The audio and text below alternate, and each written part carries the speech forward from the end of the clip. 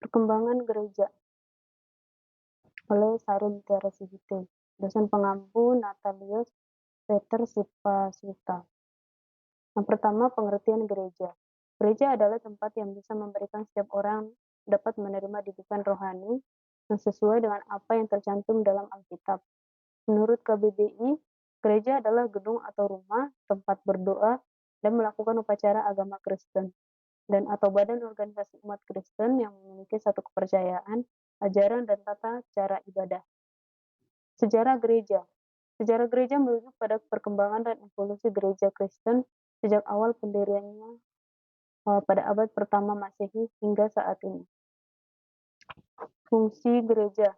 Ada 6 fungsi gereja, yaitu yang pertama, gereja adalah persekutuan yang beribadah.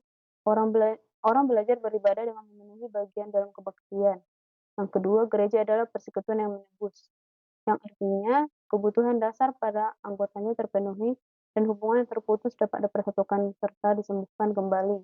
Yang ketiga, gereja sebagai persekutuan belajar mengajar. Gereja menyediakan kesempatan belajar bagi orang dengan segala kategori usia. Dalam gereja, orang mencari jawaban dari Injil terhadap pertanyaan yang ditentukan oleh pengalaman hidup. Yang keempat, gereja adalah persekutuan yang peduli akan kebutuhan orang lain, terutama yang sakit, miskin, lemah, dan kesepian. Gereja berusaha melayani siapapun, khususnya yang paling hina dan lemah.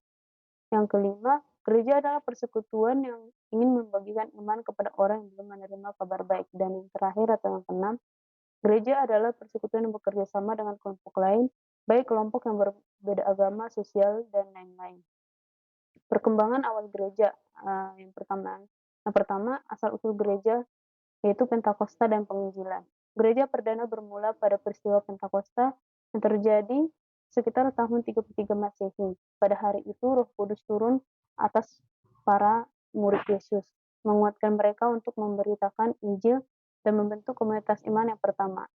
Pentakosta menjadi tonggak awal bagi penginjilan dan penyebaran ajaran Kristus kepada orang-orang dari berbagai bangsa dan budaya.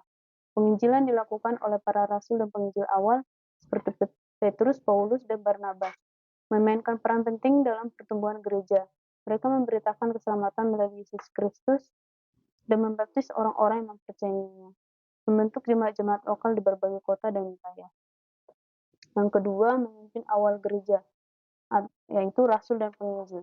Rasul-rasul yang dipilih langsung oleh Yesus Kristus dan menjadi saksi mata pelayanannya memainkan peran sentral dalam kepemimpinan gereja pada awal mula. Mereka mengajar, memimpin, dan membimbing jemaat-jemaat yang baru terbentuk. Rasul Paulus misalnya memiliki kontribusi yang signifikan dengan melakukan perjalanan penginjilan yang luas, mendirikan jemaat-jemaat, dan menuliskan surat-surat yang menjadi bagian penting dalam Alkitab.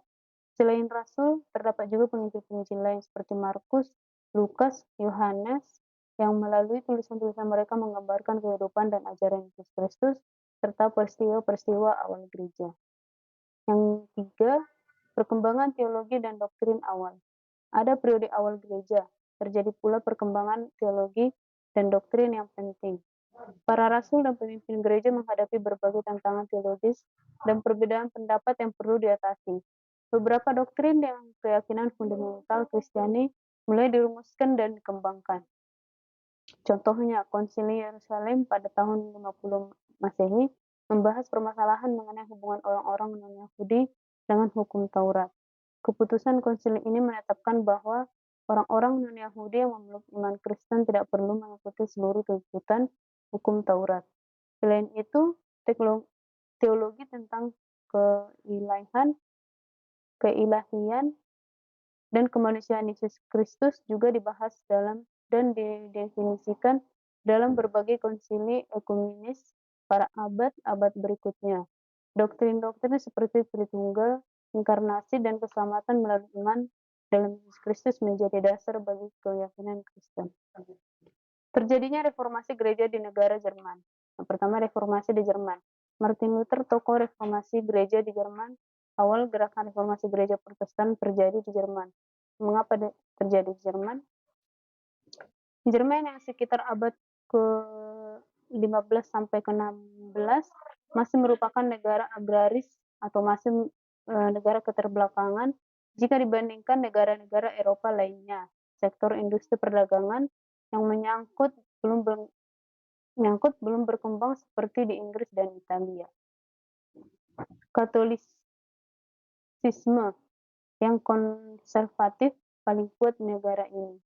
Penyembahan terhadap tokoh ataupun benda-benda keramat dianggap kepercayaan yang wajib diyakini. Penjualan surat pengampunan dosa paling banyak dijual di Jerman melebihi negara-negara lainnya di Eropa. Sekian dan terima kasih.